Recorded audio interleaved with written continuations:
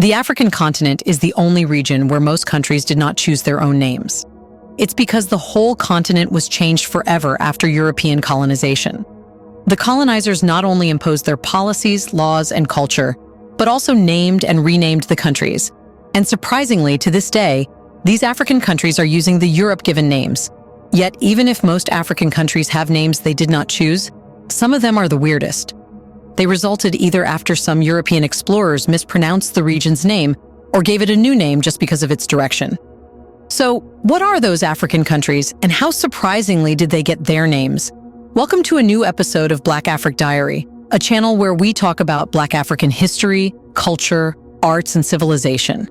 It's a place where you will see the real picture of Black Africa, its stories and the events defining it.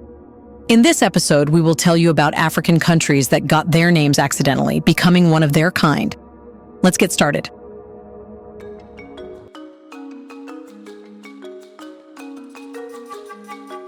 Number 1. Nigeria. The story of how Nigeria got its name is truly fascinating. The name Nigeria was not just randomly picked, it was a carefully thought-out decision with significant historical implications. The origins of the term Nigeria can be traced back to the 19th century, a period when British colonial ambitions were expanding across West Africa. Before British rule, the land we now call Nigeria was home to various indigenous ethnic groups, each with its own unique cultures, languages, and political systems. However, credit for coining the term Nigeria goes to Flora Shaw, a British journalist and colonial administrator who later married Frederick Lugard, a prominent figure in British colonial governance in Africa. Shaw, working as a colonial editor for the Times newspaper, suggested the name Nigeria in her writings and articles. Her inspiration came from the Niger River, a prominent geographical feature of the area. This river, flowing through modern-day Nigeria, played a crucial role in trade, transportation, and agriculture. European explorers and traders understood the importance of the Niger River and its impact on the African interior. Shaw's proposal to name the British-controlled territory Nigeria gained traction and was eventually approved by British colonial authorities. In 1900, the British government officially merged the separate colonial territories in the region under the name Nigeria. Number 2. Côte d'Ivoire, or Ivory Coast. The naming of Côte d'Ivoire, also known as the Ivory Coast in English, offers a fascinating look into how geography and economic activities played a role in naming. The term Côte d'Ivoire originated during the French colonial era and means Ivory Coast.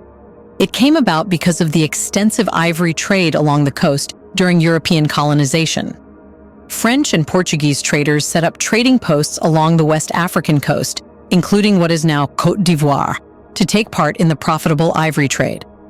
The region's plentiful supply of elephants made ivory a valuable commodity for trade, highly sought after in Europe. This ivory trade, along with the exchange of other goods like gold and slaves, boosted the region's economic prosperity and strategic significance during colonial times.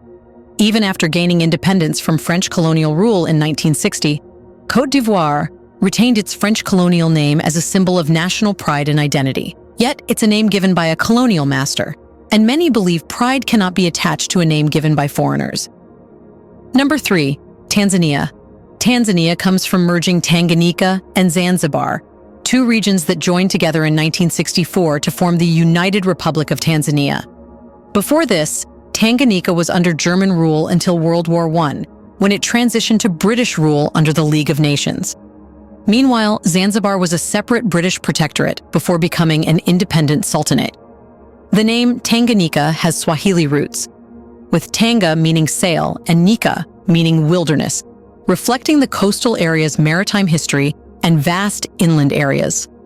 Zanzibar likely has Persian or Arabic origins, possibly translating to Coast of Blacks or Land of the Zanj, referring to the indigenous Bantu people. In the mid-20th century, amid growing movements for independence, Tanganyika and Zanzibar began moving towards self-rule.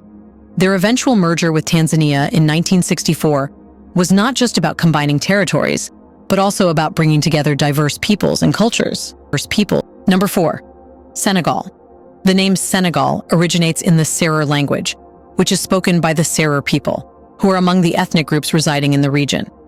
It's believed to have originated from the Serer term Sunugal, meaning our canoe, or our pirogue. This likely emphasizes the importance of watercraft and maritime activities in the traditional lifestyle of the area, reflecting Senegal's rich history of fishing, trade, and navigation along its rivers and coastline. As time passed, with European explorers and traders venturing into the region, the name Senegal became linked with the territory that now makes up modern-day Senegal. The French, who asserted colonial control over the area in the 19th century, adopted this name for the region. Originally part of French West Africa, Senegal gained independence from France in 1960. After independence, the newly established nation retained the name Senegal, signifying its deep historical and cultural connections. However, the significance of the name Senegal goes beyond its linguistic and cultural origins. It also serves as a representation of the nation's identity and history. Before we continue further, tell us, are you enjoying the video? If yes, please like and share the video and subscribe to our channel to watch more videos on Black Africa. Let's continue now. Number 5. Zambia. The name Zambia has its origins in the Zambezi River, one of Africa's significant waterways that flows through the nation. Originally named Northern Rhodesia, reflecting its colonial history under British rule, the country underwent a transformation as it moved towards independence. There was a growing desire to break free from colonial associations and adopt a name that resonated with its African identity. In 1964, upon achieving independence from British colonial rule, Northern Rhodesia underwent a name change to become the Republic of Zambia. This new name was selected to stress the importance of the Zambezi River, a key geographical feature that profoundly shapes the country's terrain and ecosystems. The Zambezi River holds significant cultural, economic, and ecological value for the people of Zambia. It's renowned for the breathtaking Victoria Falls, one of the world's largest waterfalls, located along the Zambezi River on the border between Zambia and Zimbabwe. Number 6. Sierra Leone. The name Sierra Leone carries significant historical weight, blending geography, colonization, and the transatlantic slave trade. Sierra Leone translates to Lion Mountains in Spanish, likely referencing the rugged terrain and perhaps the presence of lions noted by early European explorers. In the 15th century, Portuguese navigators sailing along the West African coast spotted the mountainous landscape and dubbed it Serra Leoa, meaning Lion Mountains in Portuguese. Later, the coastal stretch of Sierra Leone soon became a focal point for European involvement in the transatlantic slave trade. European merchants set up forts and trading posts along the coastline to facilitate the capture and shipping of enslaved Africans to the Americas. The name Sierra Leone gained prominence on European maps and charts during this era. Moving into the late 18th century, the British established a settlement for formerly enslaved Africans in present-day Sierra Leone, known as the Province of Freedom, or Granville Town. This settlement later expanded, and by 1787 was renamed Freetown as it evolved into a refuge for freed slaves. By 1808, the British had officially abolished the transatlantic slave trade. A year later, in 1809, they established the colony of Sierra Leone as a sanctuary for freed slaves and a hub for British anti-slavery efforts in West Africa. The name Sierra Leone was formally chosen for the colony, reflecting both its geographical features and its association with liberty and emancipation for formerly enslaved Africans. Number 7. Liberia. Liberia comes from the Latin word libere, meaning free, reflecting the core values on which the nation was built and its unique role as a sanctuary for freed slaves from the United States. In the early 19th century, the American Colonization Society, ACS, emerged with the goal of resettling freed African American slaves in Africa. They believed that sending freed slaves back to Africa would not only give them freedom, but also ease racial tensions in the United States. By 1822, the ACS had set up a settlement on the West African coast, later named Liberia. They acquired land from indigenous African tribes through diplomatic negotiations and treaties. Liberia was envisioned by the ACS as a place where freed slaves could start anew and govern themselves. The name Liberia was intentionally chosen to embody the ideals of freedom and self-governance that the settlers aimed to establish in their new home.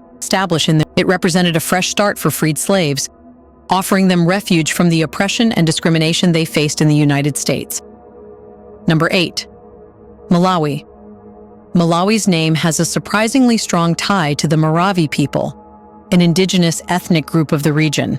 The Maravi wielded considerable influence in the area during the 16th century, leaving a lingering mark on the surrounding lands with their language and culture. The term Malawi is believed to stem from the Maravi word Malawi, which translates to flaming water or fire flames.